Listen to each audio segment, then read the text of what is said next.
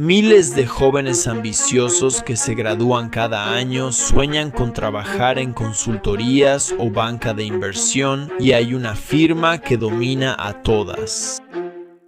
Goldman Sachs. Goldman Sachs siempre será competitivo, donde la gente trabaja duro y recibe muchas recompensas. Trabajar en Goldman Sachs ofrece a los jóvenes poder, prestigio, riqueza y la posibilidad de emplearse donde deseen después.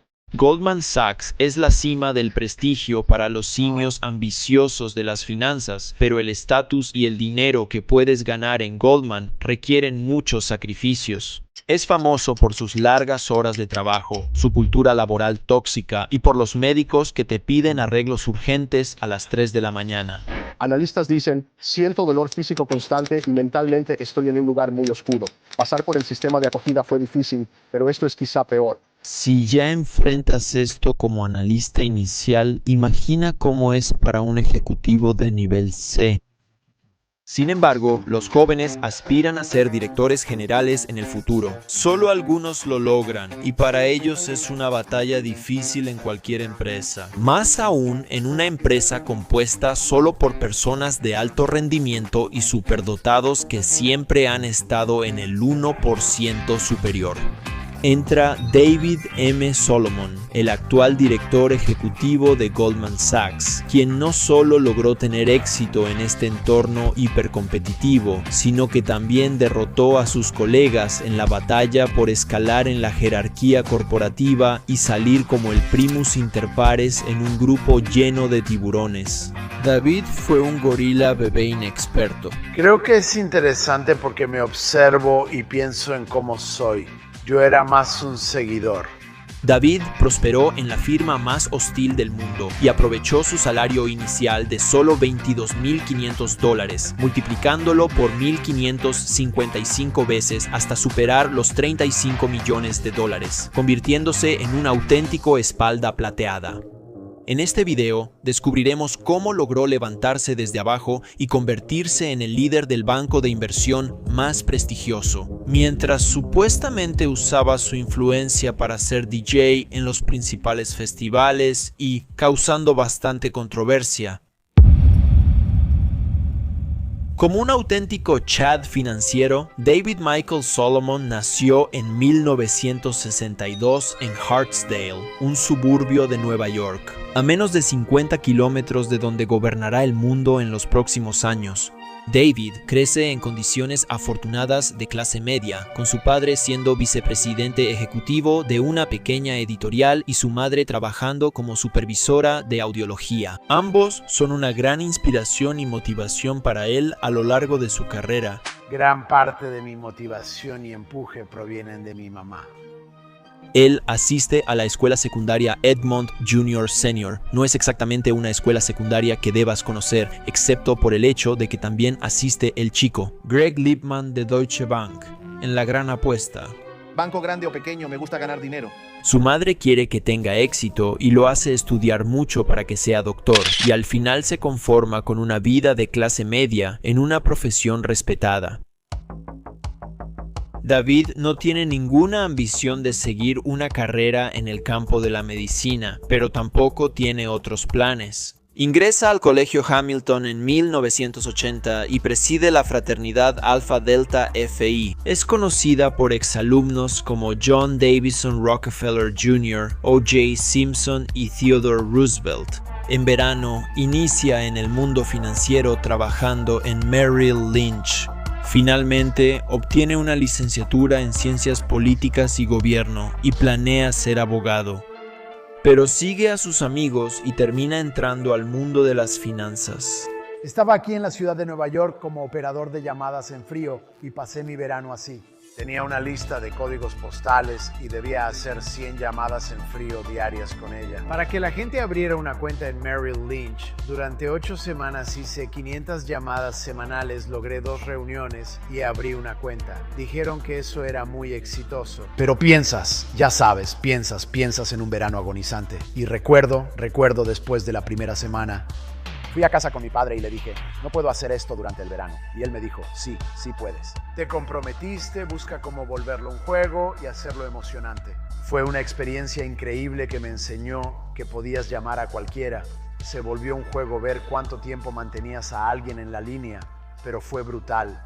En este punto, sigue siendo un chimpancé perdido sin saber qué quiere hacer. Creo que realmente vino del hecho, y es algo interesante porque me veo a mí mismo y pienso en mí mismo y en la forma en que, ya sabes, estoy hecho. Yo era más un seguidor. Pero pronto cambiará. Aunque las finanzas no tenían tanto prestigio entonces, muchos universitarios soñaban con triunfar en Wall Street. David era uno de ellos. Él está motivado por la idea de ganar un montón de dinero y vivir en la capital del capitalismo. Así que se acerca a la única organización que podrá estar a la altura de sus sueños. Solicita un puesto de 2 años en el recién fundado programa de analistas de Goldman y lo rechazan. Decide aceptar cualquier trabajo bancario que pueda conseguir y se une a Irving Trust, un banco comercial de segunda categoría del que nadie ha oído hablar realmente. Solo le pagan $25,000 al año, ni cerca de lo que ganan los grandes con los que quiere estar. Mejora esos números, después lo intentamos otra vez. Pero David pronto entiende que para entrar a finanzas necesita estudiar en una escuela de negocios y obtener un MBA. Nada de lo que necesitas hoy, pero decide seguir a sus amigos otra vez. En una noche especial, en 1968, David Salomón es contactado por el cazatalentos neoyorquino Gary Goldstein para una posible entrevista en un banco de inversión. Drexel Burnham Lambert. Habló conmigo 20 minutos y dijo, debo presentarte a alguien. Quería que conocieras a Drexel Burnham. A finales de los 80, Drexel Burnham es una exitosa empresa de bonos de alto rendimiento. Hoy en día, probablemente estaría al nivel de los grandes bancos como Morgan Stanley, JP Morgan o Goldman Sachs. En ese tiempo, Drexel Burnham Lambert formaba a los futuros GigaChats, personas famosas como Leon Black, el cofundador de la firma de capital privado Apollo Global Management, Richard Handler, el actual director ejecutivo de Jefferies y muchos otros trabajaron ahí en los inicios de sus carreras. Tras 20 minutos con el cazatalentos, el asunto se resuelve. David ahora se prepara para ser vendedor de papel comercial, encargado de vender deuda de grandes empresas. Todo buen vendedor tiene 2 cualidades clave: ser paciente y tener habilidades de comunicación sobresalientes. Y vaya que él podía vender. Después de recibir capacitación especial en crédito corporativo, resulta que es bastante bueno en eso y encaja perfectamente en la cultura laboral agresiva de banqueros avariciosos de la empresa. Y simplemente funcionó, y me fue muy bien.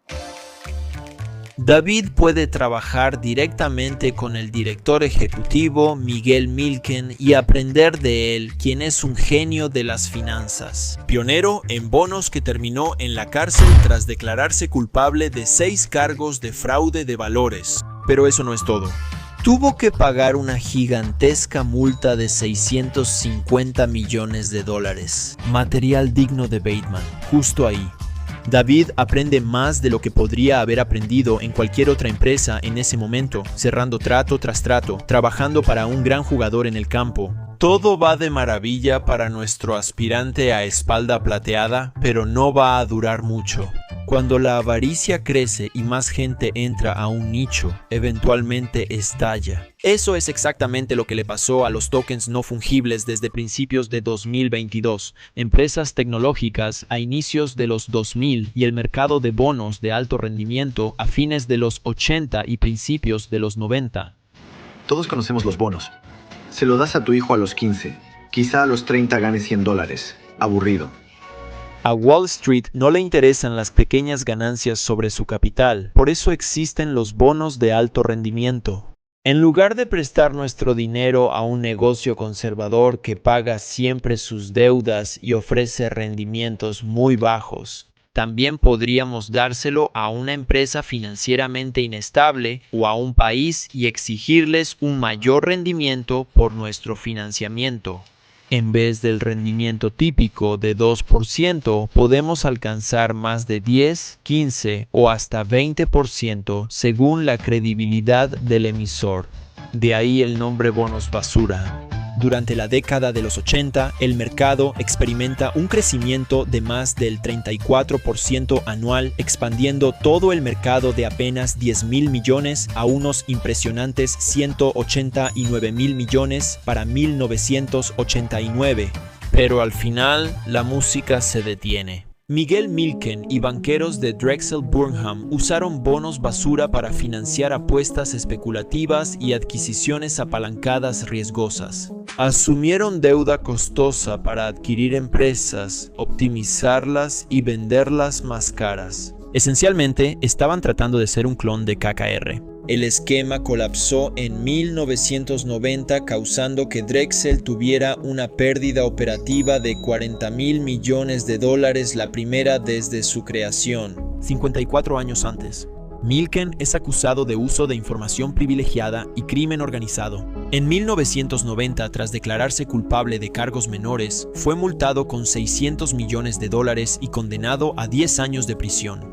En febrero de 1990, Drexel fue obligado a declararse en bancarrota bajo el capítulo 11 para reestructurar la empresa. La Reserva Federal de Nueva York y la Comisión de Bolsa y Valores multaron con $650 millones por 3 cargos de estacionamiento y 3 de manipulación de acciones. Fue la primera firma de Wall Street en declararse en bancarrota desde la Gran Depresión, dejando a David Salomón como antes, sin trabajo y en el fondo. David es joven e inteligente, sabe usar lo aprendido en trabajos anteriores para superar desafíos y avanzar. Sí, aprendí mucho sobre lo que puede salir mal en una empresa de servicios financieros. En 1991 tuvo una breve estancia en Salomon Brothers como vicepresidente. Salomon es también donde otro gigante financiero gana experiencia. Miguel Bloomberg, el creador del infame Terminal Bloomberg, a quien también hemos retratado en este canal. Después de dominar el mundo de los negocios, Miguel seguirá una carrera en la política, influyendo indirectamente en el curso de la carrera de David. Regresemos a Hermano Salomón. Pero ese es solo otro agujero que pronto implosionará por manipular bonos del Tesoro de Estados Unidos. De nuevo buscando empleo, decide ser director general del grupo de bancarrotas y bonos de alto rendimiento en Bear Stearns. Bear Stearns busca hacerse un nombre y ser el próximo gigante de Wall Street. Creo que es algo que vale la pena mencionar por un momento, porque Bear Stearns era una firma bastante importante como Goldman Sachs, pero era una firma luchona. Pero tenía una buena reputación y era, ya sabes, una verdadera meritocracia. Quien generaba resultados ascendía rápido en esa organización y a mí me fue muy bien. Aún no es el próximo Goldman, pero claramente busca ese estatus. Curiosamente, en 2008, Bear Stearns va a estar en la larga lista de bancos y firmas de inversión que se fueron a la quiebra. Luego llegué a Bear Stearns sin patrón alguno. En Wall Street, Barón Rothschild dice que se debe invertir cuando hay sangre en las calles. Bear Stearns hizo eso para prepararse y obtener grandes ganancias en la próxima subida del mercado. La industria de ahorros y préstamos cerraba. Pero para 1991-1992 eso empezó a cambiar y el negocio de bonos basura despegó. Y ya sabes, construimos un negocio bastante grande en Bear Stearns. Y para mediados de los años 90, ambos estábamos en el comité de gestión de 10 personas en Bear Stearns. Éramos parte de las 10 personas que dirigían la firma. Yo tenía 33 años. Pensé que siempre estaría en Bear Stearns. Y ciertamente, ya sabes, a una edad muy joven, estaba en una posición donde tenía una gran carrera ahí. David asciende rápido en la empresa y en 1995, tras solo 4 años, es codirector de banca de inversión. Este puesto, una vez más, exige grandes habilidades para cerrar tratos, un tema con el que David ya está familiarizado. Durante su tiempo en Bear Stearns, supervisa varios acuerdos, pero ninguno tan crucial para su carrera como el del Hotel Venetian en Las Vegas. Sheldon Adelson, propietario de la tercera mayor compañía de casinos del mundo, planea abrir un nuevo casino en la franja de la Ciudad del Pecado. Inspirado en Venecia, atraerá a muchos a sus bulliciosos salones de juego. Adelson, un emprendedor, pidió prestados $200 a su tío a los 12 años para comprar derechos de venta de periódicos en Boston. Tras iniciar muchos negocios, acumula miles de millones. Miedo. El miedo es como un hotcake. Llevan años cerrando tratos juntos y cada vez que se ven hay negocios serios en camino. Cuando Edelson busca financiar su proyecto en 1995, David y su equipo en Bear Stearns ya imaginan celebrar un trato de más de $1,000 millones. Un nuevo competidor busca ganar terreno en este campo. Goldman Sachs, dirigido por John Winkle Reed, quien más tarde se convertirá en copresidente de Goldman Sachs. El equipo de recién llegados se comporta como lobos hambrientos persiguiendo su cena. Al igual que muchos estudiantes y aspirantes a financieros hoy en día, Edelson admira a esta leyenda de Wall Street y está emocionado con la idea de hacer negocios con ellos. Desafortunadamente, eso significa que, a pesar de su historial de acuerdos previos, Sheldon Adelson decide completar el financiamiento con Goldman. Tras muchas horas de negociación, David queda fuera del trato. Aunque pierde el contrato, las consecuencias son buenas para él. Generalmente hay dos formas de conseguir empleo en una empresa de primer nivel. En este juego, o tu papá juega golf con un ejecutivo de la empresa, o eres un genio del networking con más contactos en LinkedIn que cualquier persona cuerda, y pasas cientos de horas preparándote para la entrevista. Para trabajadores como nosotros, psicópatas, hay una tercera opción: demostrar tu valor trabajando duro y entregando resultados constantes. Como futuro espalda plateada, David cae en la última categoría. ¿Recuerdas a John Reed? A pesar de perder la competencia por el hotel veneciano, este caballero está bastante impresionado por las habilidades de David. Y al final de eso, John Winkle regresó conmigo y me dijo, ¿sabes? Deberías venir a Goldman Sachs. David está sorprendido. Una oferta de Goldman Sachs ya ha logrado más que la mayoría de los que trabajan en finanzas lograrán jamás. Pero aceptar esta oferta le dará derecho a lograr aún más. Finalmente, le permitió ser director ejecutivo de la empresa más prestigiosa en banca de inversión. Pero aceptarlo también significa renunciar a su puesto actual como codirector de banca de inversión e ir por un rango inferior en un nuevo empleador. La mayoría de la gente piensa que está loco por siquiera considerarlo. En retrospectiva, eso es fácil de decir ahora. En ese entonces la gente lo consideró impactante cuando dejaste Bear Stearns. La gente en Bear Stearns estaba sorprendida. Así que como solo, yo estaba sorprendido. Pero David no es nada como los betas que lo rodean. Tan ambicioso como es, se da cuenta de la oportunidad que tiene delante para realmente lograrlo, así que va por ello. Dije, si voy a hacer esto y mi carrera va en esta dirección, ¿por qué no jugar para los Yankees? David está listo para una carrera brillante en Wall Street. Ascender en los rangos hasta convertirse eventualmente en el director ejecutivo es el sueño de muchos jóvenes ambiciosos. Ascendiendo rango por rango, se les promete aún más dinero y prestigio que el puesto anterior podría ofrecerles. Sin embargo, al avanzar, tus colegas se vuelven más astutos porque todos buscan el ascenso, lo que dificulta lograr la promoción llena de mitos. En Goldman Sachs, inicias como analista y tras 2 años te ascienden a asociado. Tras 5 o 6 años, puedes ser ascendido a vicepresidente o director ejecutivo. Hasta ahora, básicamente solo tienes que trabajar en la firma el tiempo suficiente y no hacer ninguna tontería para que te asciendan. Eso cambia cuando resistes la presión y te preparas para ser director general, lo cual solo es posible cada 2 años. En este punto, realmente tienes que empezar a luchar por tu siguiente ascenso. La firma no tiene la obligación de ascenderte. Esa es la verdad. Hay de sobra suficientes candidatos para elegir. Si eres considerado, te revisarán a fondo. Tu liderazgo, reputación, alineación con la cultura y valores de la firma y sobre todo tu habilidad para atraer negocios y generar ingresos. Si llegas hasta aquí contra todo pronóstico, felicidades. Ahora él querrá ir aún más lejos. Esto significa ser socio director general, o PMD, el nuevo término para socio, tras la salida a bolsa de GS en 1999. Un grupo selecto de menos de 100 personas es promovido a este nivel cada 2 años, a nivel global. La competencia por uno de estos puestos es más que hostil. Sería más fácil sobrevivir en un tanque de tiburones. Pero si llegas hasta aquí, eres recompensado con compensación monetaria y acuerdos que fácilmente te generan varios millones de dólares al año.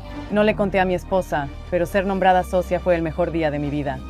Porque David fue reclutado por John Winkle-Reed. Puede omitir este proceso y unirse como codirector del negocio de préstamos apalancados y alto rendimiento de Goldman Sachs, convirtiéndose directamente en socio. ¿Qué carajos? ¿Por qué es socio si no ha hecho nada por la firma? No todos están contentos con su contratación. Imagina ser un director general leal, esperando el ascenso, priorizando el trabajo y esforzándote todos los años en GS. Solo pierdes tu lugar entre los socios ante un forastero desconocido. Así es como muchos lo ven al principio, como un forastero. David justifica su puesto y avanza en varios cargos en los años siguientes. Inicia como jefe global de financiamiento, entra al comité de dirección en 2004 y en 2006 es ascendido a codirector de banca de inversión. Debe atraer al mayor número posible de clientes que requieran financiamiento. Ante la posibilidad de acuerdos lucrativos, los banqueros están dispuestos a hacer cualquier cosa para convencer a una empresa de convertirse en su nuevo cliente. Por ejemplo, en 2007, Lululemon Athletica, minorista canadiense de ropa deportiva, busca bancos para financiar su oferta pública inicial. Suscribir una oferta pública inicial puede ser muy rentable si existe demanda suficiente. Todos los grandes bancos de Wall Street compiten por este trato. UBS hace que 75 de sus banqueros hagan yoga en Central Park con ropa de la marca, pero Goldman finalmente lo supera haciendo que sus banqueros usen Lululemon en su reunión con la junta directiva. David llega con saco color vino y pants, convenciéndolos de hacer su oferta pública inicial con Goldman Sachs. En este periodo, se interesa por el DJing tras hablar con Paul Oakenfold en un bar de Los Ángeles. Lo que inicia como un pasatiempo de fin de semana termina siendo un hábito de DJ en pequeños clubes de East Village. Hasta ahora, se ha mantenido bajo perfil y se divierte. Después de ocupar su puesto como codirector de banca de inversión durante más de 10 años y esperar pacientemente el siguiente ascenso, es elegido presidente y codirector de operaciones. En enero de 2017, incluso rechazó una oferta de Sheldon Adelson para ser director ejecutivo de la corporación Hijos de Las Vegas. David está honrado, pero no quiere dejar la firma, donde probablemente trabajará toda su vida. Pocos habrían llegado tan lejos como él. Muchos dirían que, trabajando con el director Lloyd Blankfein, él ya lo logró. Sin embargo, David busca el último prestigio al convertirse en rey de un gigante de Wall Street. En octubre de 2018, su esperado sueño por fin se hace realidad. Pero fue una pequeña sorpresa, muy al estilo típico de Lloyd. Era jueves por la tarde, mi oficina estaba junto a la sala de conferencias y la suya también. Y cuando Lloyd quería hablar conmigo, tenía la costumbre de básicamente decir David. Desde su oficina, por el pasillo, hasta la mía, o si un asistente estaba sentado, decían, David, Lloyd quiere hablar contigo. Así que ya sabes, fui caminando hacia su oficina y entré, y él dijo, sabes, he estado trabajando con la junta y he tomado una decisión. Tú vas a ser la próxima persona en dirigir Goldman Sachs. Voy a tener una conversación con Harvey. No sé cuándo será, pero será pronto. Solo quiero que sepas que serás el próximo director ejecutivo de Goldman Sachs. Lo logró. Después de pasar más de 15 años en la empresa, David finalmente está por encima de literalmente todos en el mundo de las finanzas, lo que le otorga un estatus absoluto de macho alfa.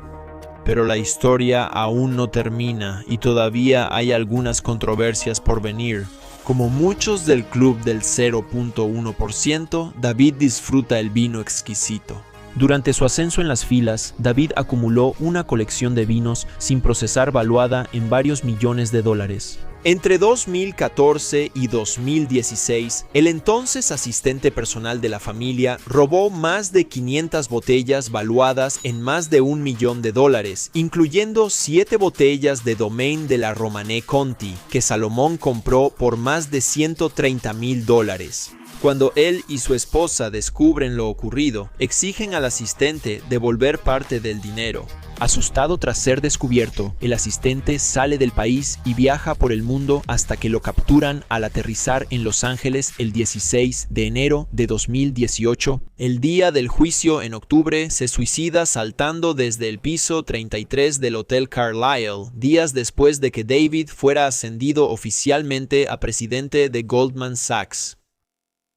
En los años siguientes, David hace cambios importantes en la empresa para prepararla para el futuro. La famosa encuesta sobre condiciones laborales, filtrada en febrero de 2021, muestra cómo se sienten los analistas de primer año tras unirse a Goldman Sachs. Analistas dicen, mi cuerpo duele siempre y mentalmente estoy en un lugar muy oscuro. Pasé por el sistema de cuidado temporal y esto es peor. David busca cambiar la cultura bancaria de largas jornadas y códigos estrictos, pero sus empleados aún no lo notan. Les pedí que regresaran al trabajo y disfruten este momento en el sistema solar donde todo funciona, que aprovechen el viaje. David es amado por los accionistas, pero odiado por los trabajadores. Durante los meses de la encuesta, muchos talentos y la mayoría de quienes él promovió como director ejecutivo renuncian al banco. Podrías decir que todo está empeorando desde que terminó el juego principal y empezó a ir tras las misiones secundarias, también conocidas como desarrollando su carrera como DJ por separado.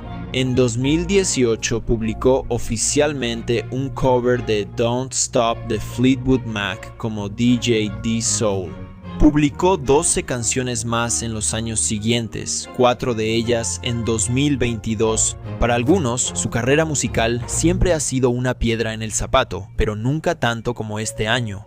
Tras presentarse en festivales como Lollapalooza y usar aviones privados de la empresa, recibe más críticas. Algunos inversionistas y empleados están preocupados de que le importe más construir su marca personal que administrar la empresa. Si esas preocupaciones son válidas o no, no se aborda en este video. A pesar de toda la controversia que lo rodea, David es un claro ejemplo de cómo incluso un chimpancé a primera vista puede convertirse en una espalda plateada si se esfuerza y trabaja para lograrlo.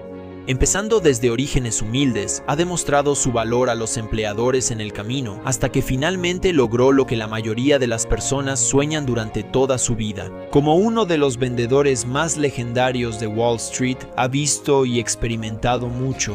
Con mentalidad similar a Patrick Bateman, prosperó en el banco más hostil que puedas encontrar en cualquier parte del mundo, hasta convertirse finalmente en su director ejecutivo. No sabemos qué sigue, pero quizá renuncie a Goldman para enfocarse por completo en su carrera como productor musical, o sigue el ejemplo de Miguel Bloomberg y se convierte en el alcalde de Nueva York, intentando convertirse en el presidente de los Estados Unidos en el futuro.